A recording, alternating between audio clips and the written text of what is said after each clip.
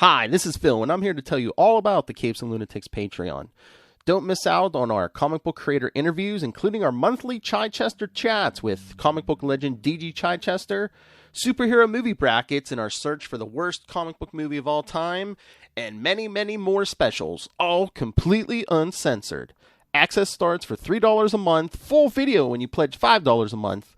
Check out the link in our show notes or go to patreon.com/capesandlunatics. Hope to see you there.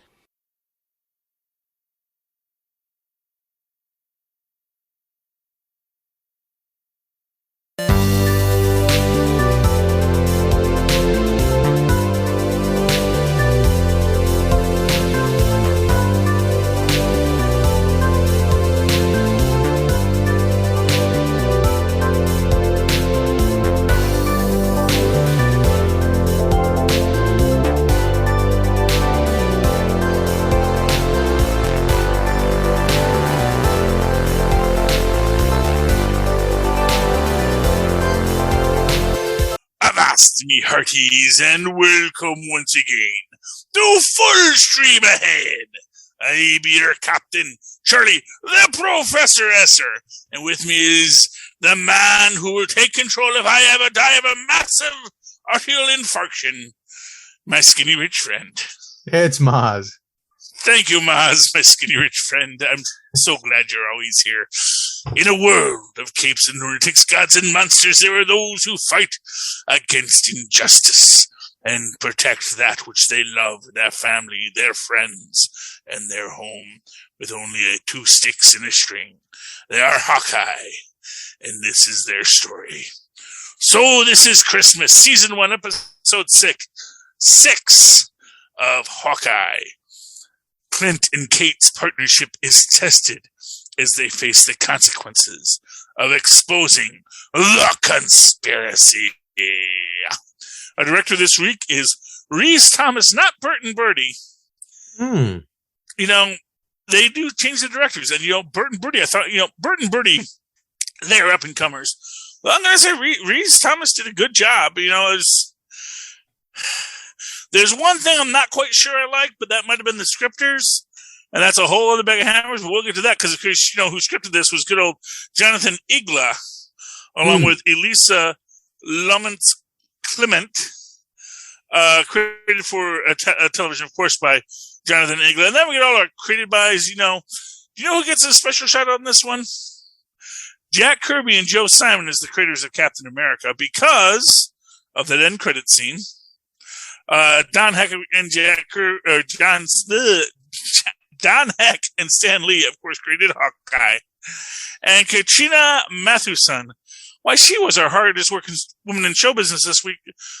She's the executive story editor.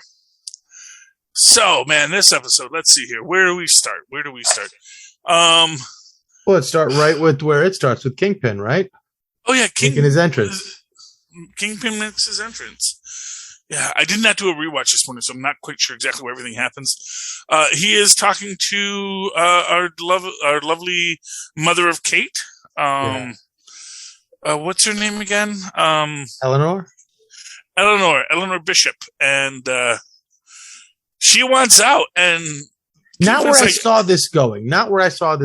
I thought, I don't know. Maybe it's just where I was disappointed because I saw her have so much potential as a villain. Maybe she's on her way to getting there, but then to debase her like that, she was just trying to make the best out of a bad situation.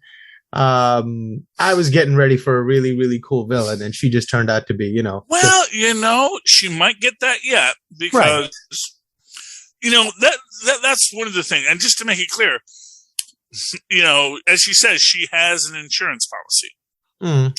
She is ready to turn state's evidence.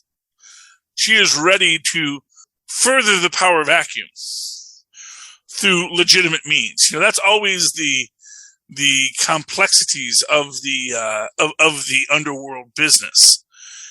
Is that you can Al Capone's rivals can tell the IRS you may want to look into this because that is a force that is actually somehow bigger than the Kingpin. because real government corruption and billionaires and money, those can get a little bit bigger than even organized crime. Mm. Organized crime may pay to kill you, but actually it's very easy to buy someone to make sure people don't kill you. That's the thing. In fact, you can hire a Black Widow to either kill people or to make sure someone doesn't kill you. They're free agents. And that is the scariest thing in this universe. Yeah. But of course, Vincent D'Onofrio, he steals so much of this. I mean, we've waited so long and we were so happy to have him. Between this and the scene that is not Vincent D'Onofrio and would be a spoiler for Far From Home, or not? No Way Home. No, yeah. Those are two of the best things in Marvel right now because it's about the expansion of the universe, or the adopting of another universe. Well, I mean, it's not. It's. Here's what I'll say. Anyone, and this is always the thing when it comes to these. Oh, well, that means that X is canon, or that means X is not canon, because this has two big X is canon, X is not canon things here, and literally nothing says that. And that is the complexity of this story. Is they are Marvel's intentionally not saying what is and is not canon because they don't know what actors and actresses are going to be available when they need to make a movie. And, it's like, oh yeah, we would really love that person to come back, but we need to make sure that we have this. And, when the time comes, is that going to be the story we want to tell? And then even if we do tell a different story, how are we going to make that story different? How are we going to tell that story, that doesn't make everyone mad about what we already told? And that's the real thing. There are certain things that don't have a lot of defenders. The fact of the matter is, Iron Fist does not have a lot of defenders. Oof. Inhumans does not have a lot of defenders. But, Colleen Wing, the actress who played Colleen Wing, they said, do you want to be in this? Do you want to be in Shang-Chi? And she was like, I'd really rather come back as Colleen Wing if you ever bring that character back. Because it would have been a small role in that. And she was like, no, I'd rather not. Now, granted, Marvel has used people who've been in one thing as another character. In fact, in Shang-Chi, there's another actress who was in another MCU property as another character who came back in Shang-Chi. She was, what was it, Dr. Minerva? Something like that. She was one of the Kree, the female Kree character in, what do you call it? Captain Marvel. She's also in this, and I can't remember which role she plays because she's blue in one, she's not in the other. And once you put on blue makeup, I don't know what you look like anymore. Right. Right. All blue people look alike to me. I'm sorry if that makes me a humanist. I'm sorry. What can I say? It's like if Smurfette didn't have the hair, I would know her from Vanity. Right. That's all I'm saying. We haven't had time to learn those differences yet. Give us time. Yes. Well, yeah, in time we'll learn. In time we'll learn. It's all a joke. It's all a joke, or it's none of it's a joke.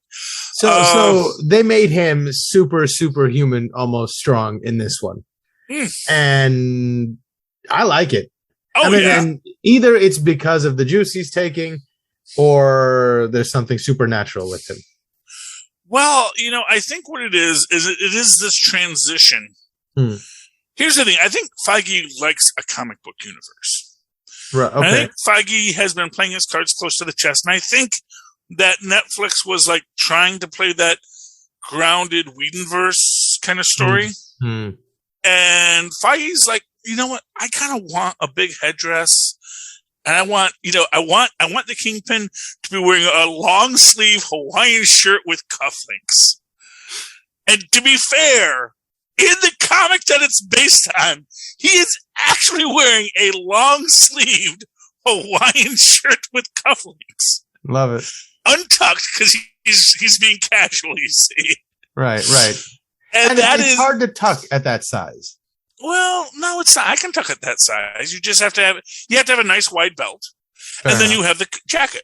See, the jacket is what makes it. Because if you got the jet, trust me, as a man that is that size, I will tell you, you can dress really freaking sharp. You can be tucked in and tight and, look at Heavy D. Mm-hmm. Heavy D never looked unkempt. Indeed. Because you can be a big man and look good if you want to dress up. But sometimes you want to be casual and you want to wear the untucked shirt. I mean, skinny guys wear untucked shirts too. Untucked shirts, that's a new fashion thing. Sure. I embrace it because it is a little more comfortable, and it gives you an extra layer to hide the fat. Right. That's the actual point of the untucked shirt is it gives you this extra layer. Same thing the jacket does. Right. The jacket, it evens you out. Yeah. But, so you exist in a universe with super soldier serum, of course. You exist in a universe with, freaking, what's his name? Dr. Malice. Because to say Dr. Malice doesn't exist, that entire science that gave us Luke Cage, that gave us Patsy Walker Hellcat, that gave us Jessica Jones, that doesn't exist. Well, that's just silly. This science exists. This science is out there. People know it's out there. Right. And they're working with it and they're studying it, Even, look at this. People know about Steve Rogers and how many times have they been looking to reproduce the super soldier serum. Right. And to be fair, one of the biggest ideas in this, which no one has tied in yet, but probably some people have, but I haven't heard it yet, is Kingpin the power broker? Is Kingpin who? Valeria DeFontaine is. Oh no, not Valerie. Sharon Carter. Niece. Yeah, Sharon Carter. Sharon Carter. Right. That Sharon Carter was talking to at the end. I mean, maybe Kingpin's associated with. Maybe Kingpin has his fingers in a lot of pies. But the idea that and that's the thing. It's like when you talk about that super soldier serum that other people have taken. Maybe he's interested, but he doesn't necessarily want to take that full dose because he knows it has a bad history. And here's an interesting theory. This is an interesting fan theory I recently came up with, which is the idea that Steve Rogers was always a super soldier. He just had a lot of bad luck. Because when you look at the 4F thing, and you look at all of the diseases he's had, rubella, scarlet fever, I think it even says he had polio at one point, and yet he comes back and can still do this all day. And it makes you wonder, was it just that he had a good heart? It was like, oh, this is a guy that can survive anything. If any human being is going to survive what I'm going to put his body through, it's probably this kid. Right. This kid beat polio. Right. The reason he probably withstood the procedure was because he had some sort of mutation. Exactly. He had something about him. Well, he had this, whatever you want to call it, whether it's the drive to live or just a body that says, we can adapt. Right. Like he had some sort of a healing factor. Yeah, he had something. Something slight to the point where the difference between him and a regular human being was drastic enough in their healing ability that most humans couldn't take that procedure where he could. Although, to be fair, he also was, weak and tiny and scrawny because his body was fighting off every single disease it ever came in contact with. Because, it's sort of like, that idea that if he lived in a world without diseases, maybe he would have just naturally been awesome. But, as it was, he just had enough strength to survive the pestilence of the age. All of them. Yeah, because he went through the flu epidemic of the 1918s, so he was, because that's what took his mom, Wow. And he's sitting there taking care of his mom, and he's, I got a little sniffle, but I'm fine. I can do this all day, mom, That's the thing. And so, there's all these layers that I really feel they put into these things. And so the idea that Kingpin might be juicing a bit, I think that goes without saying. Yeah. He's not ready to commit to full-on superpowers, but he knows he needs something. Right. He knows that this game has changed, I also feel like you look at his experience with Madame Gao, and all that. So he seems like a really learned person. Not just in the areas of philosophy and strategery and that sort of thing, but also probably of the martial arts. Like some of his movements, they were like concerted like movements that were like focusing energy and delivering them. You know, when he blasts her in the gut and she goes flying. And I also appreciated the fact that he was holding back the entire time.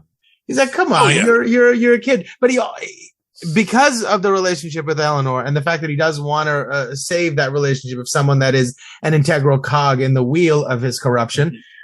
In the machine of his corruption. So she's just like, you know, she's a niece or something, you know. And so he's like letting her know, but he never really wants to hurt her. I thought that was kind of adorable. Yeah. And, you know, and again, even when she unleashes the whole barrage of arrows against him, he still gets back up. Yeah. It's like, you know, I think it's cute. You have your fun trick arrows, kid. But really. Yeah. Can we stop? And honestly, when he like knocks off the arrow, although to be fair, there is the also implication that he's also wearing, you know, several layers of Kevlar in that suit. You know, he is. It's like you know, the arrow gets stopped by the Kevlar, but you know, because it wasn't that strong of a bow. It's like you need a much stronger bow to go through. Right. You know, it'll hit the plate, and you know, and obviously that's a place where you're going to want a plate. Right. If you're going to put your plate mail somewhere, you're going to put your plate there and there, you know, as individual plates. And you'd have to know where the plates were to shoot between them, to go through the Kevlar. It's a whole thing. But even still, it didn't bother me that much. I bought it. Even if they were trying to say that he had that much of a massive muscle, even that I bought. I was like, okay, I'm fine with that. Yeah, I mean, it could be, it could just be that he has that much muscle, that he's got, you know, that he has near superhuman strength, you know, that he is like peak human, you know, and of course, what it comes down to, it's that always that idea of that, you know, when you get to that huge level, often your flexibility decreases. Yeah, yeah. You know, but he still seems to have a full range of flexibility. Yeah, I mean, like, I just think of him like Shaq. Like who? I mean, that Shaq, Shaquille O'Neal, the basketball player. Yeah. I mean, he was huge and monstrous and super agile. When So, I mean, like, I can see that we know that person exists in real life, and I can see him getting an arrow, maybe not to that level, but like a superhero version of Shaq. I could see that. I mean, what I'll say is that, you know, I think Shaq and Vincent D'Onofrio are about the same age, and to be fair, Shaq is doing, you know, car insurance commercials now. He'll do any commercial you bring to him, really. He will do the work, as will Vincent D'Onofrio, quite frankly. They're very happy. They love to explore their art form, you know, but neither one of them are on the NBA at the moment. So, you know, It's great to be, you know, it's great when you are in that Captain America shape at Captain America's age, but when you get to be actual Captain America's age, it's a little bit harder. But anyway, regardless, I you know, when he rips off the door, that is where it does step a little beyond. And to be fair, in the comics, they have been doing this with Kingpin for a while, where he has been taking hits from like the Rhino. And it's like, the Rhino fights the Hulk, man. Yeah. What are you doing? But he's like, oh, Rhino, stop. It's like, clearly you're juicing, Wilson. You know, It's okay. Everyone does in the Marvel Universe, but it's like, don't act like you're not juicing at this point. And he's probably got the kind of money to have a whole horde of doctors monitoring his chemistry the whole way. Of course he does. Of course he does. I mean, not for nothing, I am certain he is fully. That's the thing, and he funds a lot of experimentation into superhumanity because he wants some superhuman soldiers. Yeah. And you think he doesn't dip his beak on occasion? It's like, you know, and I think he's, you know, and it's like, you know, just look at Dana White, right? I mean, he's the president of the UFC. He's got all these juiced up fighters around him, and then, you know, you see him, and you can clearly tell he's taking something too. So yeah, I could totally see the Kingpin doing the same. Yeah, you know, and it's just because he wants to, you know, and what it is with the Kingpin is I think he wants to maintain his competitive edge. He doesn't want to go full on super villain. He doesn't want like tights in the costume, but he wants to know, okay, Dr. Malice, what has been working? What have you got down to a science? What can you do? What are the, you know, he wants to have informed consent where he really wants to do, let's do some trials. Let's run this through some people. Let's see who has anger issues after, who gets dumber, who gets smarter, who gets stronger, who gets weaker. Figure out what it is, and then give me the little thing that'll give me that little extra edge. Because all I want is that extra edge. I'm already top tier just by myself. I don't need to be the Hulk. Right. He doesn't really want his emotions or his judgment to be clouded by exactly too. That's the thing. It's like you don't want power at the loss of everything else. And I think that's where he's at. He's at that spot where he has that extreme strength. Which is why I always say like the best Spider-Man villains are the enforcers, because they're all just human level characters, but they're all really good at one thing. And one guy is the Ox, and he's just huge and strong. He's like Andre the Giant. And he just, puts Spider-Man in a half Nelson, and he gets the leverage, and Spider-Man can't do nothing. It's interesting. And then there's lots of ways you can do it. And of course, you have Fancy Dan in there who does the karate, and a little guy who knows karate, man. That guy's gonna mess you up. To be extra. Focus his chi. Yeah, and that's another question. Is Wilson Fisk just focusing his chi? Right. That could be the other option. Is like, no, it's no juicing. He has just unlocked his chi of darkness, Yeah. He's gotten he's doing that dark chi energy. And it's like, poof, and that's why he, makes the heavy footsteps when he walks. Oh goodness! So this was a great episode of the Kingpin. We also there were other characters. Another disappointing thing for me was that Jack wasn't a bad guy either. Jack was just a simpleton. It was just simple Jack. We don't know that. That's the thing. It's like, he's just a simpleton. No, he just wanted to stab people. That's not a thing that good people do. That's not a thing good people do. And it's like, I get the feeling he got a lot of glee out of that. He did. He did. He got a lot because he wanted to be he probably has always wanted to be a supervillain. He's probably always known. I think he always wanted to be a superhero. That's how the good supervillains start, thinking they're going to be superheroes. Okay, so let me give you a little backstory on the Swordsman. There's this whole thing about their legacy of the Crimson Cavalier. Uh-huh. Now, in the 12, they didn't have the Crimson Cavalier, but they did have the Blue Blade, which was a 1940s hero who literally just wanted to be a superhero and fight with swords because it looked like fun. And, when you have Nazis to fight, that's the best part. So you can stab those guys all day. Nobody cares. There's no moral judgment. Did a lot of people have guns in the 40s? Yes, they did. In the 40s, yes, guns were very popular, but swords were cooler, man. Swords are still cooler. I mean, even Ronin has a sword. Hawkeye uses a bow and arrow. But as a superhero universe, like in the real world, if you wanted to, you're not going to bring a sword to like a gang neighborhood and say, "Hey, leave those kids alone." That's not going to go over very well. No, but if you're a supervillain, it's really intimidating. And in fact, when Conan came to the 21st century in the original What If, he was stuck here and he joined the mob and started his own gang. His whole thing was, I don't use guns. I use knives. Because he didn't trust guns. Because first off, he felt that, as he said, they were just fancied up slings. So it's just a lead pellet that you throw at someone really hard. And it's like, okay, that's neat. But that doesn't have the visceral joy of a blade. Yeah.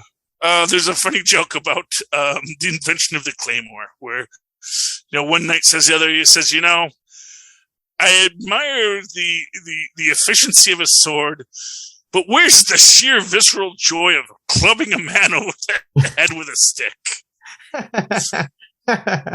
So it's like that. And to me in this, I guess there's a tactile portion to it, like when you're cooking pasta and you put the spoon in, then you can feel if the pasta is close to being done or not by how it hits the spoon. So I guess this, that's sort of a connection to it.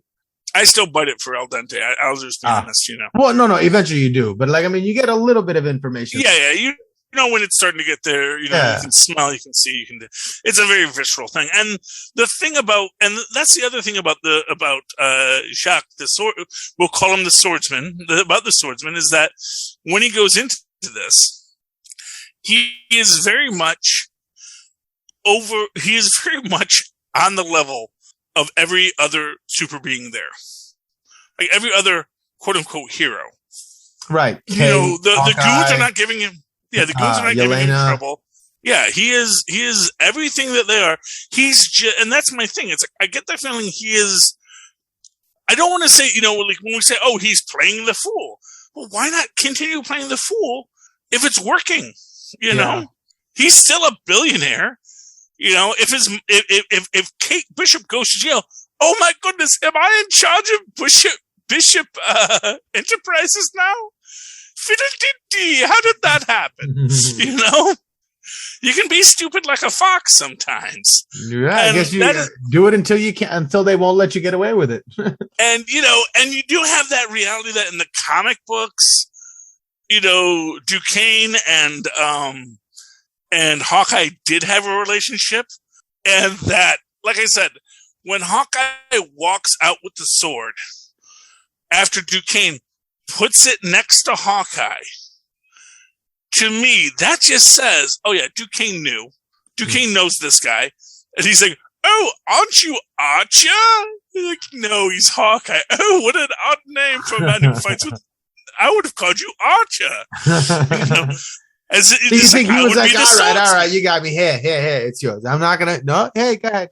No, but yeah, and I do think it's them. I think all of that is them playing together, and both of them playing it close to the vest because both know they don't want this cover blown. They both know who each other is. They are both playing this game, and they probably. And I'm going to give you this: Hawkeye knows Duquesne's a supervillain. He knows. Yeah, I know exactly who you are, because, you know, I met you in the Circus of Crime back in the day.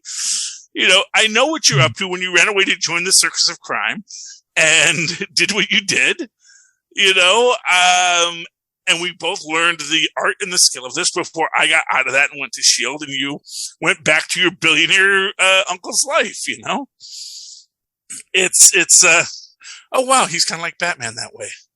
Billionaire, traveled the world, learned swordsmanship, went back home, and then did nothing with it. I feel like Jack is a bit more suggestible to the darker side of things. Oh, like I said, I absolutely agree. You know, like I said, I mean, honestly, he is such a delightful scenery chewer to watch. Like I said, that's my thing. It's like, you know, I don't think we've seen the last of that guy. Yeah. It's like I don't think we've seen the last of Rogers the musical. Yeah. Wow. Unfortunately. Man, that was terrible. Terrible. Yeah, it was. You know, here's what I'll say. You should never make art commemorating something from the last 10 years. Because it's always bad. Yeah. There's like, you see like designs of the Lincoln Memorial from like 1878. And it is ridiculous. Really? What were the designs? Oh, there was like this big Tower of Babel birthday cake of people walking up a spiral of human enlightenment to get to Lincoln. And it's wow. Yeah, they were just, because it was too fresh in people's minds, you know? Yeah, wow. It was like, oh, but Lincoln was the best. He saved me. And it's like, okay, dude, just, you know. I'm glad they showed some restraint. Yeah, eventually they did. Yes. You really want like 100 years between when an event happens and you commemorate it. You know, because when you commemorate it 100 years later, you have that. Nobody's alive to tell you that's not right. Well, that too. That as well. That's very important. If only Columbus didn't write things down. Right. Oof. Yeah, you know, that man's convicted by his own words. That's the thing. That's, you know, honestly, for what it's worth, I am a firm believer that is why Plato and Socrates never wrote anything down. They were like, I'm not writing that down. 'Cause they knew even then that Facebook was forever. Right. The cancel culture will come for me. You're not tying me to nothing. Hey, write that down. They're already putting me to death. You want me to write stuff down too? I said what? No, I didn't. Yeah, exactly. Prove it. Exactly. So, yeah, that is why no great philosopher ever writes it down themselves. It's always one of their students who writes it down. It was, well, maybe my student said that. I don't know. I say a lot of things, I was a misinformed student, misinterpreting my teachings. Exactly. So, yes. Anyway, we were talking about Hawkeye, I think. Right. So trick arrows. Right. I love Hawkeye being a gearhead in this, working out the trick arrows. Got the red Pym arrow this time. That was messed up. Yeah. But I was kind of glad to see it. I was like, all right, good. Some consequences for something. Yeah. Although, well, what worried me about that was he says, "Oh, I guess I have to talk to." He said, "Well, what do you do with them now?" And it's like, "Oh, I guess I have to talk to Scott about that." And then the owl comes and takes them. Yeah. Cool, bro. Yeah. Well, those guys are dead.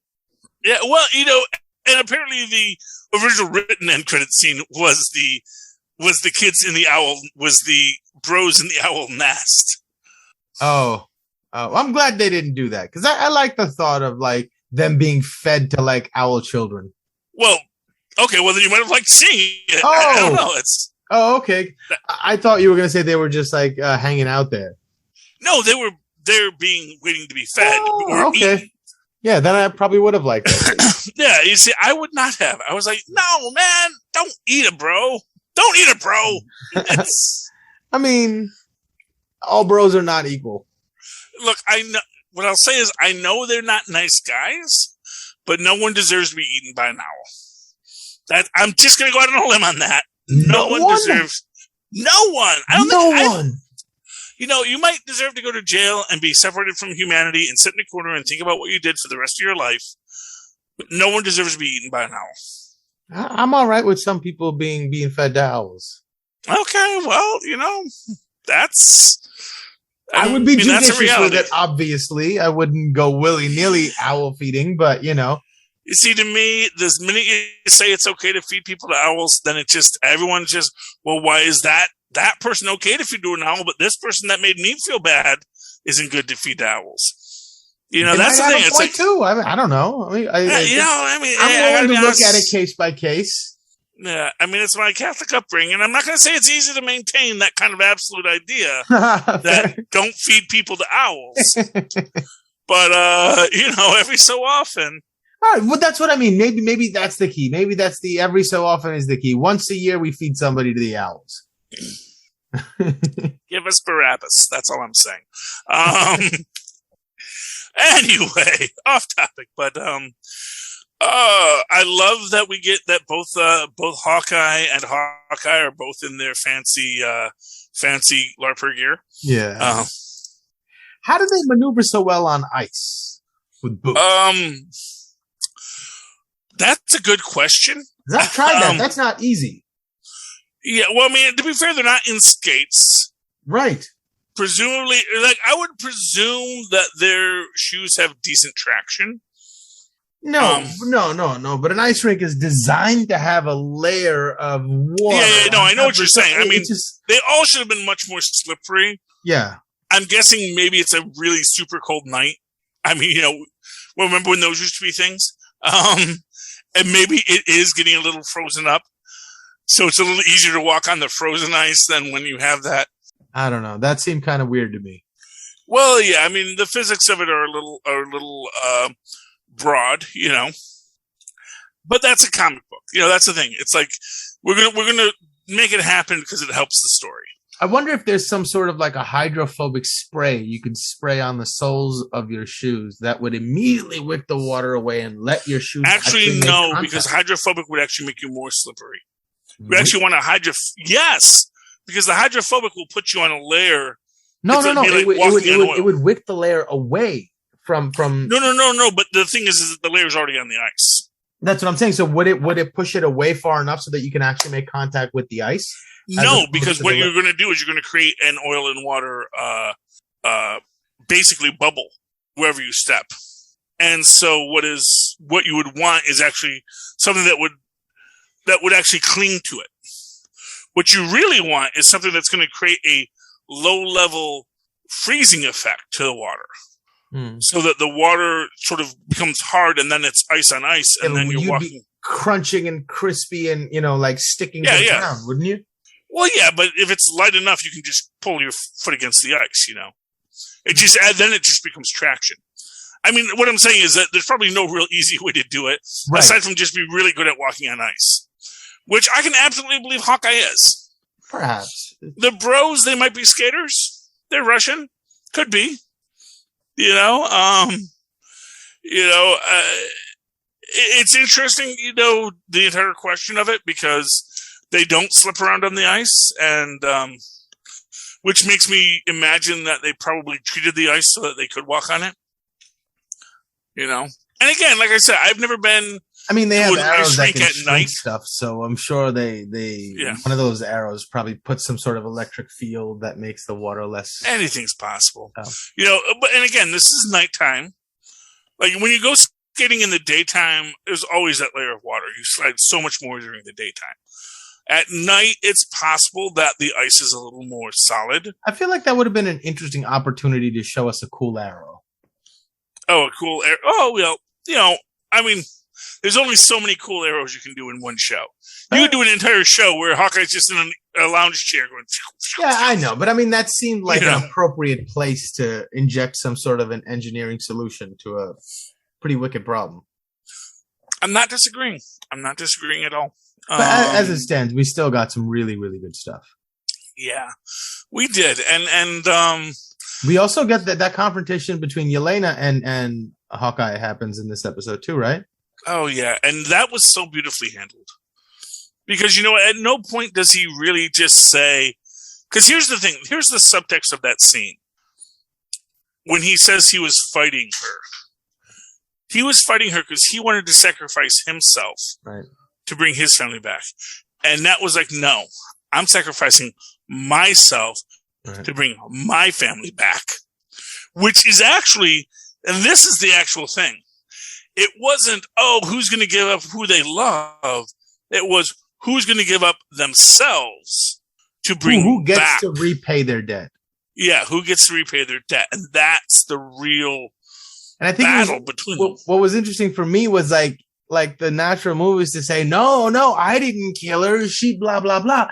But he can't bring himself to say that because he does feel responsible. Of course. Such a weird place for him to walk, to be like, yeah, I have to defend myself, but I don't have a leg to stand on. Go ahead. I tried too, but you're right. It was a subtle thing to play that. And I think they played it off. Really, I know. Really well. And what the real point was is that it wasn't him telling her, it was her realizing she did it to bring her back. Right. She's like, if I had been there, it would have been different. It's like, but you weren't. You were dead. You were gone. You were away. And she brought you back. So don't even think for a minute that she entered into that lightly. And that Hawkeye knew about Yelena. Hawkeye knew about her story and that's past. And that's what I think kills her. It's like, she told you, you knew I was gone. And you share this with me. I'm not alone anymore. Exactly. Like someone knew that part of my sister that only I knew. That was our thing. But you share it too. You knew that version of her. So, we're missing the same thing. That was a big moment for her too. It's like, in some weird semblance, I still have a connection to her. Yeah. I'm really looking forward to seeing where this story goes. Obviously, we're going to get more of these characters, no doubt. I mean, Jeremy Renner, he may be ready because he was playing the old man Hawkeye. I think he might really enjoy playing old man Hawkeye someday. He's like, yeah, no, that old man Hawkeye role. I like that one. You know, I'm a blind drunk. I like that one. You know, and deaf. And deaf. I'm blind, deaf, and drunk. that is the role for me. Oh my gosh.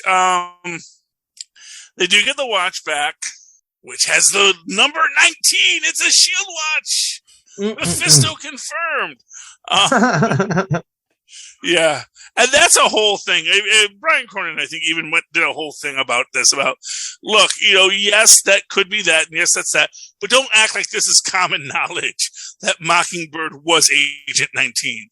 Because, like, Mockingbird's history is such a very complex thing, where she was, like, a dozen different characters in a dozen different stories, but they eventually merged into the character of Mockingbird. And only at one time is she Agent 19 of S.H.I.E.L.D. So it's like, it's, and again, much like we just saw in the last 007, it's like, there's probably more than one Agent 19. In fact, fun fact, for those keeping score at home, both Sharon Carter and Peggy Carter were both Agent 13 in the past. So there you go. Wow. So apparently they don't have that many agents. That in like it's like the Knights of the Round Table or something, you know, when one dies, another can only fill that one slot on the table. Yeah, well, exactly. I mean, but that's the idea that from the 1940s to the 1990s, you know, you have Agent 13 to Agent 19. It's like you'd think we'd need higher numbers eventually. You know, so maybe those are the only ones that we talk about. The other ones all have theoretical numbers. Yeah, I'm 19.8. Yeah. Yeah. Anyway, yeah. So that was that big reveal at the end. When they get the big family Christmas, the spirits did it all in one night. We got back to upstate New York. In time for the movie marathon, right? Well, in time for Christmas Day. In time for Christmas Day, I guess lunch, I guess is what it is. You know, so Christmas Eve, Christmas Day. And again, like I said, he obviously had to drive all night to get there. Yeah. And brought Kate Bishop with him. And that was sweet. Yeah. Echo and her showdown. Well, okay, so Echo has two showdowns. Right. One with Kazi, where she's still trying to bring Kazi with her. And I'm sorry, that's just sad.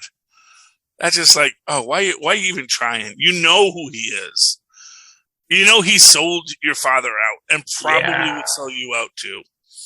But she just wants to believe in that friend. And to be fair, that's the difference between heroes and villains. You know, and perhaps that is even the parallel we're meant to see here, is that she saw herself as her Natasha to his Hank, or, you know, or not Clint, or him as his her Clint to his Natasha, you know, that they, or however, yeah. I'm not trying to focus on gender roles, but the idea is that she felt that was their relationship, but it never was. Right. It was always just, no, I'm just doing my job. You're the lady on my business. You're the lady I work with. That is our whole relationship. And that's how villains are, because it's like, no, does it profit me? Whereas, you know, and to put it simply, you know, that's the thing. It's like from Clint and Natasha's point of view, they can sacrifice themselves and help their friend. Right. And that's why it's even more of a fight, because Clint knows if he sacrifices himself, yeah, his family comes back. But you know what? Natasha's going to take care of my family, and Natasha gets Elena back. And, you know, probably the reason why Natasha felt she had to was because she knew she told Clint about Elena, and Clint told Natasha, or Clint told Laura about Natasha. I don't think Natasha ever told Elena about Clint. Right. I don't think she ever really connected with her in the way. And that was the thing. It's like she felt like, you know what? If I die, Elena comes back, and Clint can take care of her because Clint knows who she is. But if Clint dies, I can find Yelena, but, who's going to, I don't know. And for what it's worth, there's no guarantee that even when they bring them back, any of them are going to survive the next day. So, right. Because as we see in Endgame, I think it was more about also they were all tired of fighting. They were all tired of the stress of everything that fighting for the world brings. And they're like, okay, I get to play my part and I'm done. Jesus Christ. Fine. Let's go. There's a bit of that too. Yeah, I guess villains never get tired. So, it's interesting, but so what did you think about the last confrontation between Echo and Kingpin, though? He can't be dead. They spent a half an hour convincing us that he can't really hurt him. So, it's like, I'm sure he's fine. And I'm sure, he's also really super fast. And before she got the gun off, he probably went, come on. And he probably, instead of crushing her head, probably still said, come on, come back to me. There's still a place here for you. That's what I think happened. Yeah, I very much agree with that. There is a scene in the original storyline with Echo where it is actually the idea of she shoots out his eyes. And then he gets an eye transplant, which it's anything is possible, but I actually think that's less likely. I think it's really he took the gun away from her and said, I'm trying to reason with you. That's pretty good. That's pretty good, man. Oh, yeah. Honestly, if they hadn't given... I have pictures of me on Facebook when I was going to the gym. It's like, they're casting a new Kingpin. You'd have been perfect. I'm going to go. I'm going to audition for that. Oh, I would have been... but you know what? As I say, there's no shame to being beaten by the best. And D'Onofrio, he's the best. So it's like, I won't ever be mad I wasn't the Kingpin. I would have been a great Kingpin. And back then, that was pre-COVID. I actually had a lot of muscle under the fat then. Because I was going to the gym and I was lifting weights. I was a powerful fat man, Now I'm just a fat man. But anyway. COVID's been rough. COVID's been rough on us all, man. But I know we're gonna get him back. And I absolutely think it's gonna be a situation where, he took it away and just said, and he said, you broke my heart, Maya. Yeah. You're worrying about things that don't matter. You were my niece. And just that idea that, that he's got a soft spot for her. Yeah. I killed your father because I don't have a soft spot for him. He was a nice guy, but he was messing up my business. But you understand. Yeah. And to be fair, you understand that. You know business. You know what we do. So I can't wait for the Echo series, which is coming soon. Right on. You're going to get an Echo. Who knows what we're going to get? Maybe we'll get Echo meets the Punisher. That'd be an interesting combo. And I actually think, for fun fact, the Punisher does speak American Sign Language. I think during the series they had him speak sign language. And all of his sidekicks talk too damn much. It would be nice for him to have someone that's not chewing his ear off the whole time. Yeah. Or that we just have to read what they're saying all the time. No. Or we could all learn sign language. With who played Punisher? John Barenthal. I just want a scene which is them bickering, but it's just all American Sign Language. Yeah, and you just have to read it all. And it's just all a bunch of flying little things. That would be such a beautiful scene to see. Yeah, people would go out and learn sign language just to see if it was accurate. Yeah, that's a cool thing to do. Make more people learn sign language. It would be an amazing thing to do. Yeah. And it's like, and both of them would just be silent because they're both talking in this language that they both speak, Tremendous tactical advantage.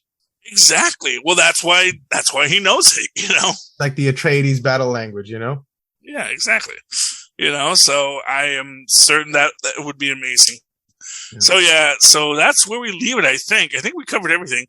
The one thing that I thought was a little weird was when the LARPers go and put on their uniforms. Yeah. But I was like, whatever. Well, let me put it this way. It didn't bother me that they put on uniforms. I wish their uniforms had been flashier. Because there is that scene in the original Avengers where Cap says, "You guys got suits?"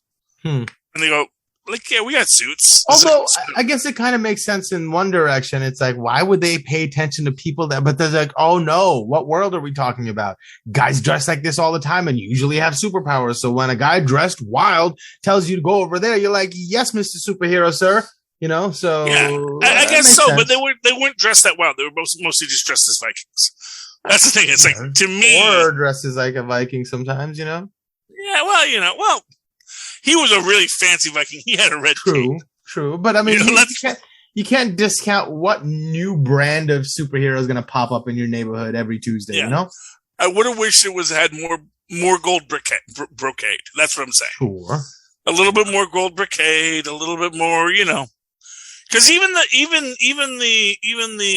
Ronin costume has the gold trim. Basically, I wanted more. These guys seem to be able to raid the evidence locker whenever they feel like it, free from consequences. So you know they should be able to afford. Have you met the NYPD? I mean, clearly they don't have any problems going through evidence lockers to steal stuff. So I imagine they can steal a couple of bricks of cocaine or heroin and fund their. That's probably how they do fund the whole LARPing enterprise. You didn't hear it from me. Actually, no. They might be more moral than to just sell drugs. You know. Fair enough. But you know, stealing drug dealers' money. Was it $100,000 they found, or was it $200,000? It's a lot of money. It doesn't matter. Right. There was a lot of it, like a lot. There was a lot of small bills. So we got lunch that day. I don't know, but I'm just saying there was a lot of dollars there. There's a lot of dollars there now. What's the worst? I saved them some money on their taxes. They're going to have to pay the government over it. I'll make sure they get it. I'll make sure they get it. Any final thoughts on tonight's episode? No, I'm excited for what's next. This is a great series. I thought it could have been longer, but it felt all right. It didn't feel terribly disserviced by the short runtime. Can you pause for 1 second? I paused, or can you pause? Oh yeah. Thank you, Mozz. So, Mozz, if someone would like to talk to you about tonight's episode, how can they find you?